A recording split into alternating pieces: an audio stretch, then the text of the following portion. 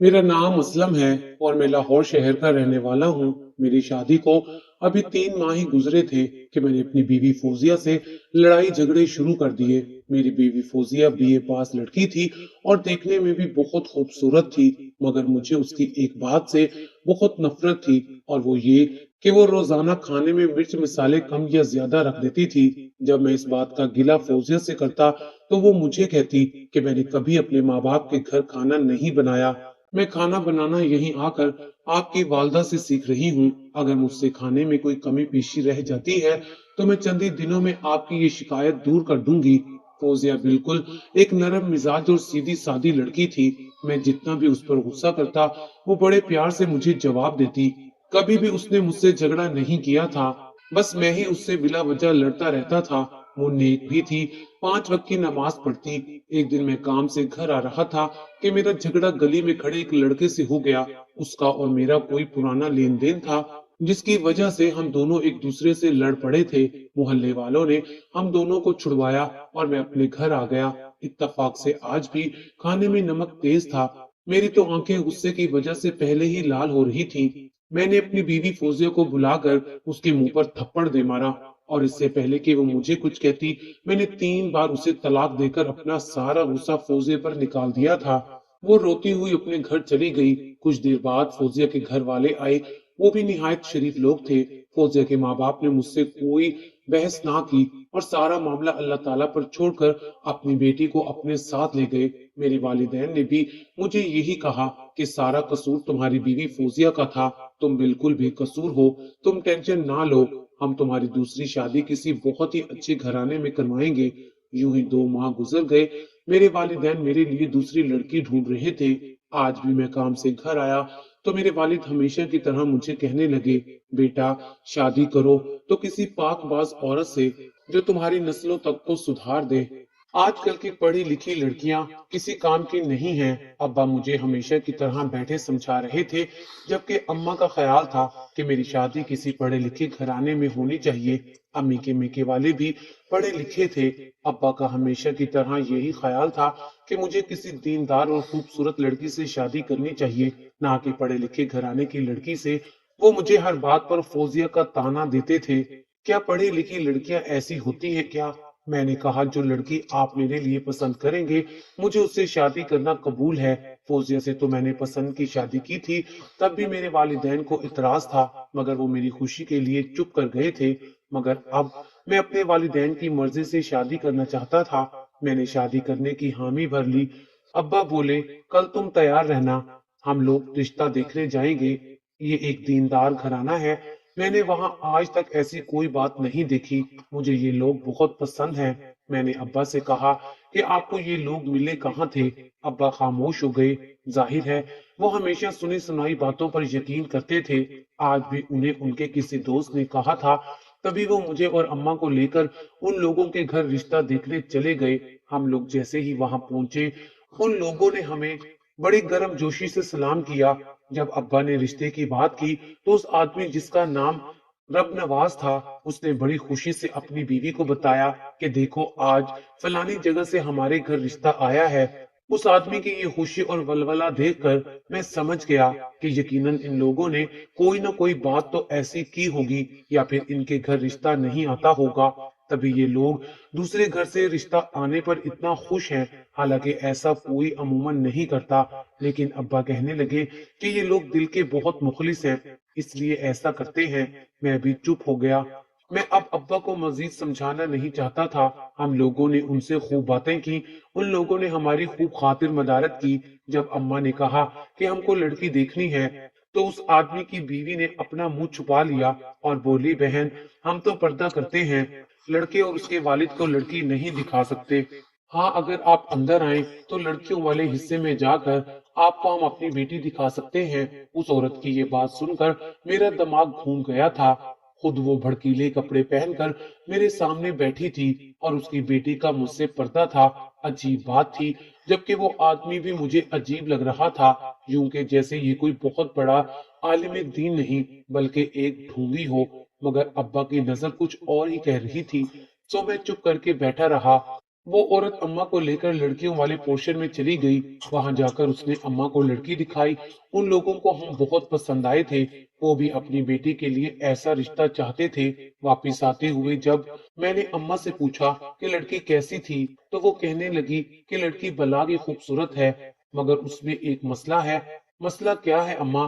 मैंने पूछा। तब अम्मा बोली, बेटा वो गूंगी और बहरी है, मगर एक बात बहुत कमाल की है जिसे देखकर मैं भी मुतासिर हुई हूँ। वो क्या अम्मा? मैंने भी दिलचस्पी से पूछा। बेटा, वो कढ़ाई ऐसे करती है जैसे किसी ने मशीन पर रखकर की हो, और खाना तो मत पूछो, खाने का तो जायका ही अलग था। जब मैंने चखा तो मैं हैरान रह गई। तुम्हारी पहली बीवी फौजिया तो सारी जिंदगी ऐसा खाना कभी भी नहीं बना सकती थी। अम्मा, क्या पता उन्होंने ये खाना होटल से मंगवाया हो। मैंने शक जाहिर किया। नहीं नहीं बेटा, ऐसी बात नहीं है। वो अंदर खाना पका रही थी तो मुझे खुशबू आ रही थी। फिर थोड़ी देर के बाद जब वो बाहर आई, मुझसे मिली, तो उसके हाथों से लहसुन वगैरह की बू भी आ रही थी। तुम्हारी माँ बड़ी तेज है, ऐसे ही कोई बात नहीं करती।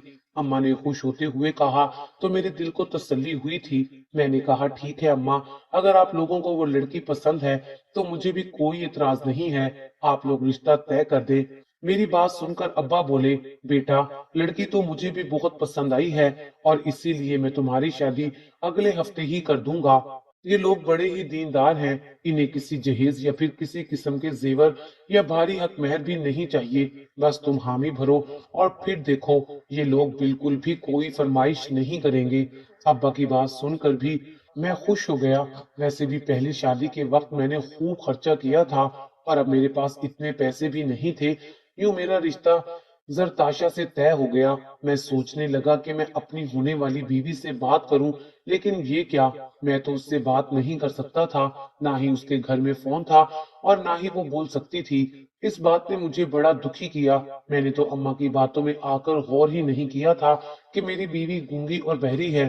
तभी मैंने अम्मा से कहा, अम्मी जान, आप लोगों ने तो इस बात पर देखा ही नहीं, ध्यान ही नहीं दिया कि वो लड़की गूंगी बहरी भी है। अम्मा ने कहा, अरे बेटा, वो इशारों से बात कर लेती है। अम्मा, अब क्या मैं अपनी बीवी से इशारों में बात करूंगा? मैंने कहा था, बेटा देखो, जब वो घर आ जाएगी तो उससे ज्यादा तुम्हें उसका हुनर और सलीका और उसकी फर्माबरदारी अच्छी लगेगी। तुम देखना, वो लड़की तुम्हारे इशारों पर चलेगी। फोजिया की तरह तो वो हरगिज नहीं होगी। तुम कहोगे तो उठेगी, तुम कहोगे तो बैठेगी। अम्मा ने ये कहकर मुझे फिर से चुप करवा दिया। मैंने कहा, ठीक है, मैं शादी से पहले उससे बात नहीं करूंगा, शादी के बाद ही सारे अरमान पूरे कर लूंगा। अम्मा ने मुझे बड़ी दुआएं दी। अब्बा ने मेरी शादी की तैयारियां शुरू कर दी थी। मैं भी बहुत खुश था कि जरताशा से शादी करके जिंदगी बड़ी पुरसकून गुजरेगी। और फिर शादी की रात भी आ गई। आज रात मैं बहुत खुश था, क्योंकि मैंने अपनी बीवी के हुस्न के चर्चे सुन रखे थे। मेरी एक दोस्त नाइला थी, जो आजाद माहौल की थी, और मेरे अलावा बहुत से लड़कों से उसकी दोस्ती भी थी। उससे मैं अक्सर बातें किया करता था। वो मुझसे कहने लगी कि जिस मोहल्ले में तुमने शादी की है, वहां पर बड़ी ही खूबसूरत लड़कियां पाई जाती हैं।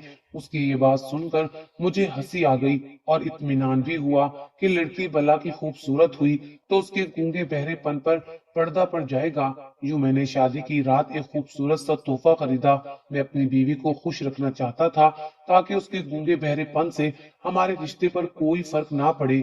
यूं मैंने जब उसे तोहफा दिया तो उसने बड़ी ही खूबसूरती से अपनी आंखें चमकाई, तो मुझे उस पर बेअख्तियार प्यार आ गया।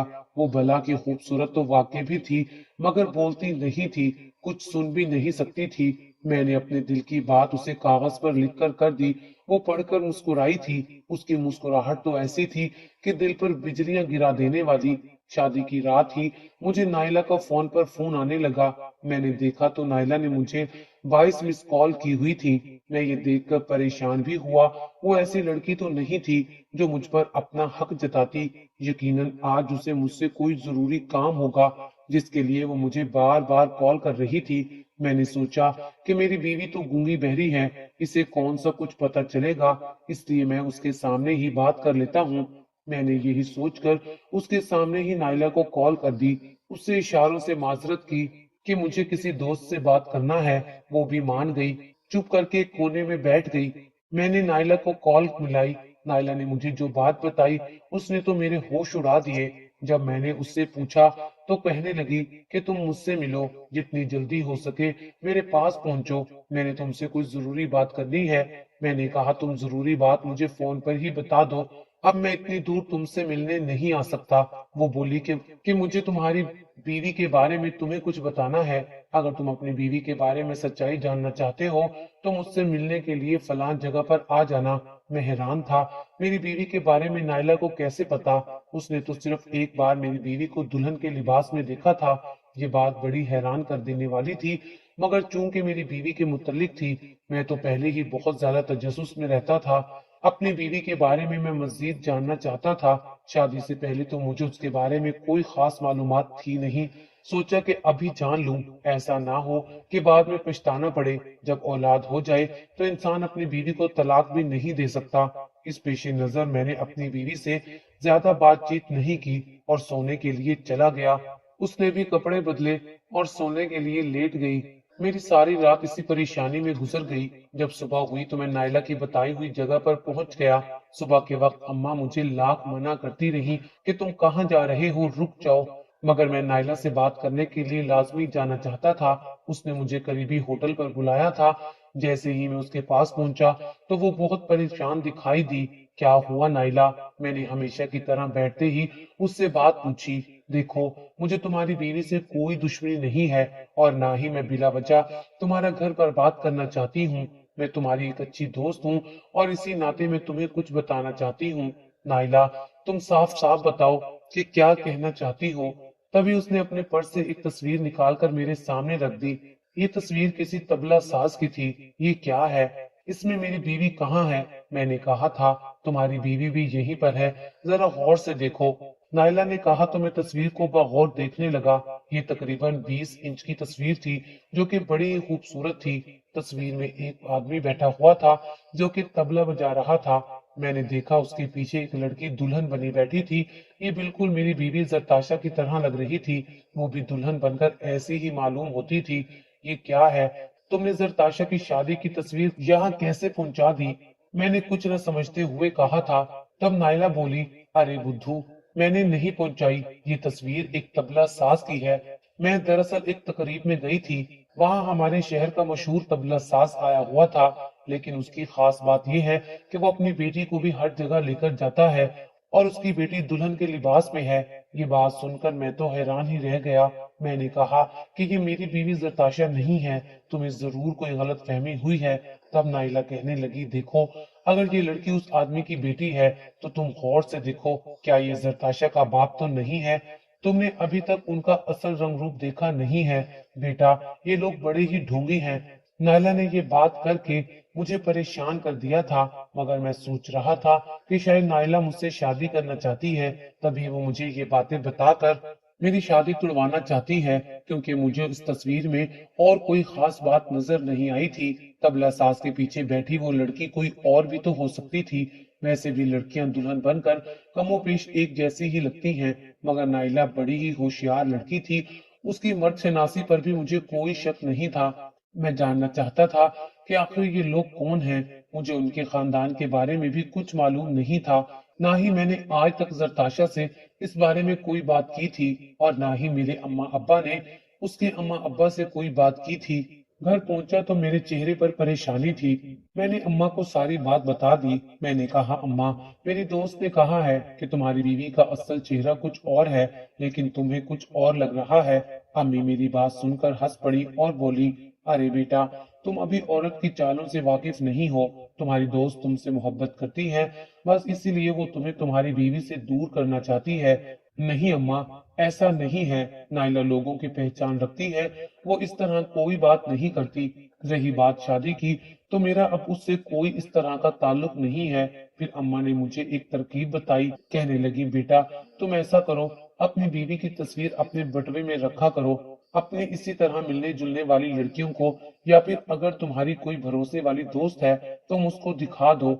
ऐसा करो कि उसके बाप की तस्वीर भी रख लो। लेकिन बाप की तस्वीर तो हमारे पास नहीं है। अम्मा ने कहा। मुझे याद आया कि मेरे पास शादी वाले एल्बम है जिसमें मेरी बीवी के पूरे खानदान की तस्वीरें मौजूद थी। मैंने कहा, मैं ये तस्वीर अपने पास रख लेता हूँ, अपने दोस्तों को इसी बहाने दिखाऊंगा। अगर कोई इनको जाने पहचानने वाला निकला तो यकीनन मुझे असलियत बता देगा। मेरा एक दोस्त आसिफ था जो कि इसी मोहल्ले में रहता था। वो अस्पताल नौकरी करता था और अक्सर मेरी उससे मुलाकात होती रहती थी। मैंने सोचा कि सबसे पहले मैं ये तस्वीर आसिफ को जरूर दिखाऊंगा। अगर उसे इन लोगों की जान पहचान हुई तो मुझे यकीनन पता चल जाएगा और ज्यादा घूमना फिरना नहीं पड़ेगा। मैंने तस्वीर बटुए में रख ली। आसिफ से खाने पर मुलाकात हुई। मैंने उससे कहा कि मेरी शादी हो गई है। वो नाराज होने लगा कि तुमने दूसरी शादी कर ली और मुझे बताया भी नहीं। मैंने कहा बस अब्बा ने जल्दी जल्दी शादी कर दी। मुझे इस बात का जरा भी अदराक नहीं था कि अब्बा इतने जल्दबाज निकलेंगे कि उन्होंने चट मंगनी पट ब्याह वाला मामला किया। वैसे लड़की वालों को भी जल्दी थी, शादी इसी वजह से अब्बा ने जल्दी की होगी। मैंने कहा तो वो मुझसे मेरी बीवी के बारे में पूछने लगा। कौन है वो खुश नसीब, क्या करती है, मैं भी तो देखूं। उसने ये मुस्कुराते हुए कहा। पहले मैं जानबूझकर इनकार करता रहा, मगर जब आसिफ ने कहा कि आज शाम मैं भाभी को देखने तुम्हारे घर आऊंगा, तब मैंने कह दिया मैं तुम्हें उसकी तस्वीर दिखा देता हूँ।